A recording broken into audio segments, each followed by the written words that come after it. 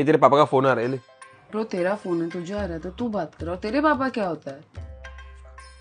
Hello, हाँ uncle. हाँ, अरे मैंने उसको बोल दिया था।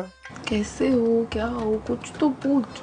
कैसे हो, क्या हो, कॉन्वर्सेशन के बीच में आप सब ठीक है ना? हाँ हाँ, मैं भी ठीक हूँ। हाँ नहीं नहीं, मैं बोल दूंगा उसको। Okay okay, bye bye. है रख दिया? अबे 1 मिनट भी नहीं हुआ बात करके यार। बात करते टाइम ये तो बोल, फोन रखते टाइम कुछ काम होगा तो कॉल करना, आई एम हियर ओनली, ये वो ये भी सिखाना पड़ेगा। देखो तेरे घर वालों का फोन आता तो मैं कैसे बात करती हूँ? हेलो अंकल, कुछ काम रहेगा तो मैं फोन फोन पूरे करूंगा। आप सॉरी, गलती से लग गया। चल बाय दोस्त।